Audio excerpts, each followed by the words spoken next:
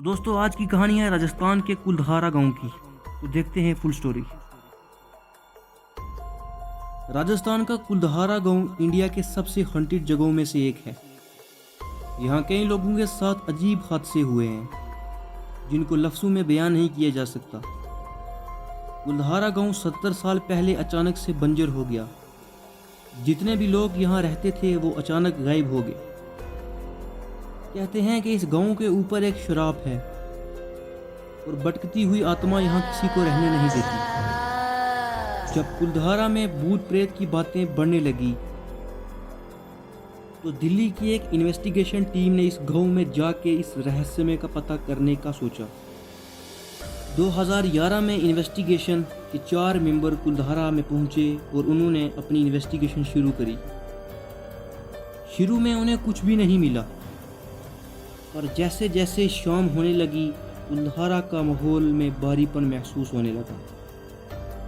जब उनमें से एक टीम मेंबर अंशुमन गाड़ी में रखी पानी की बोतल लेने गया तब उसने देखा कि उनकी गाड़ी में किसी बच्चे के हाथ के निशान हैं।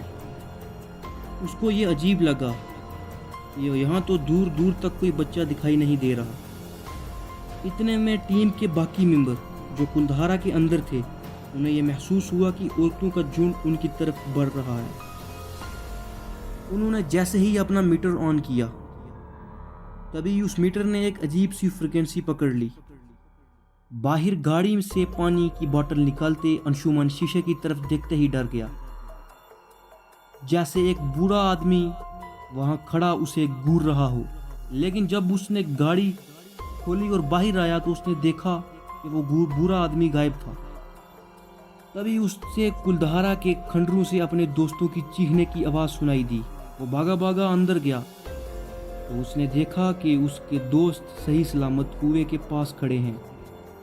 ठंड बहुत ज़्यादा बढ़ गई थी और उनका मीटर ये संकेत दे रहा था कि इस कुएं के अंदर किसी आत्मा का वास है। जैसे ही उन्होंने कुएं के अंदर टॉर्च मारी वहाँ से चमगादड़ों का एक झुंड निकला, जिसे देखकर वो बहुत ज़्यादा डर गए। अंशुमन ने हिम्मत करके जब उस कुएं में झांका तो उसे अजीब सी आवाज आई, वापिस चले जाओ, वापिस चले जाओ, वापिस चले जाओ, वापिस चले जाओ। और फिर पीछे से औरतों की उनकी तरफ आने की आवाज आने लगी। इतने में कुएं के अंदर से एक हाथ अंशुमन की तरफ बढ़ा जो उसे कुएं के अंदर खींचने लगा। अंशुमन ने जैसे ही नीचे देखा वो हक्का बक्का रह गया। उसको वही बूढ़ा आदमी दिखाई दिया और अंशुमन ज़मीन पर गिरकर बेहोश हो गया। उसके बाकी दोस्तों ने उसे उठाया और कुलधारा से वापस जाने का फैसला किया। जल्दी जल्दी वो उस रात वहाँ से निकल तो गए, लेकिन कुलधारा में उन्होंने जो भी देखा और जो भी महसूस किया उससे उनको यकीन हो गया कि कुलधारा हंटेड है और वहाँ आत्माएं भटकती हैं। अंशुमन की तबीयत उस हादसे के बाद काफ़ी महीनों तक खराब रही और कई सालों तक वो बूढ़ा आदमी उसके सपनों में आता रहा। अगर आपको ये कहानी अच्छी लगी तो सब्सक्राइब ज़रूर करें और हर हफ्ते सुने ऐसी ही रियल स्टोरी। और अगर आपके पास भी है ऐसी कोई रियल स्टोरी तो कमेंट में ज़रूर बताएं।